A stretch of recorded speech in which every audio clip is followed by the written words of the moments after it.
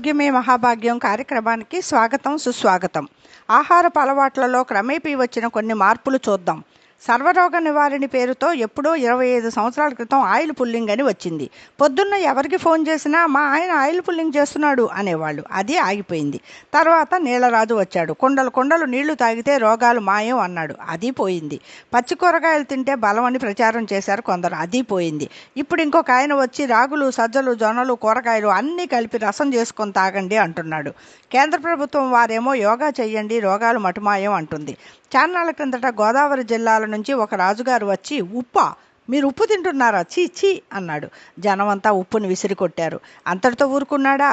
నూనె, నెయ్యి, మీరంతా నూనె తాగుతున్నారా, నెయ్యి తింటున్నారా? సరే అని జనమంతా నూనె డబ్బాలకి సెలవిచ్చి చుక్క నూనెతో తాలింపులు మొదలుపెట్టారు. ఒకానొక మంచి రోజున కృష్ణానది ప్రక్కన మంచి స్థలంలో ప్రకృతి ఆహారాశ్రమం అని ఒకటి మొదలైంది. ప్రజలకు ఉప్పు నూనె లేని వంటలతో 3 పచ్చి కూర ముక్కలు 6 ఆకుకూర రసాలతో నిత్య నూతనంగా విలసిల్లుతుంది. సరే, ఇది ఇలా ఉండగా ఇంకొక ఆయన ఎవరో రాగి చెంబుల్లో నీళ్లు నింపి చంద్రుడి ఎదురుగా పెట్టి తెల్లారా నీళ్లు తాగితే అసలు చావే రాదు అని ఘంటాపదంగా చెప్పాడు.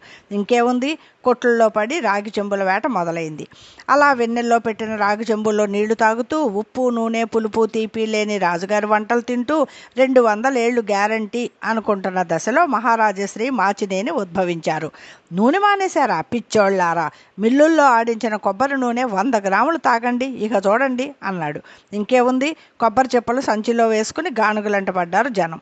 ఇంకొక సాము వచ్చి పురుగు మందులు లేని చిరుధాన్యాలు తినండి, మీ ఆరోగ్యాన్ని మీరే సంరక్షించుకోండి అన్నాడు. ఇంకేముంది, కర్నూలు సోనా బియ్యం అన్నం తినడానికి బదులు సామలున్నాయా, అరికలున్నాయా, సొజ్జలున్నాయా అని షాపులంటే పరుగులు తీస్తున్నారు. వీళ్ళంతా ఇలా ఉన్నారు, నేనేం తక్కువ అంటూ మట్టి కుండల్లో వండుకొని తినడం మంచి ఆరోగ్యం అని మూలనున్న మరో మట్టి శాస్త్రవేత్త గారు అన్నారు. చెయ్యాల్సింది చేయకుండా ఎంతకాలమని వాళ్ళు చెప్పారని వీళ్ళు చెప్పారని ఆరోగ్యం కోసం చెంబులేసుకుని సంచులేసుకుని పరిగెడతారు. ఇకనైనా పరుగులాపి ప్రశాంతంగా జీవించండి. మన పూర్వీకులు అన్నీ తిని చక్కగా పని చేసుకున్నారు. మనం మాత్రం పని మాని ఇలాంటి వాటి వెనుక గంతులేస్తున్నాం. నిజం గ్రహించరా నలుడా. ఈ కార్యక్రమం ఇంతటితో సమాప్తం. మూలం ఒక వాట్సాప్ మెసేజ్, వాచకం బాలమ్మ.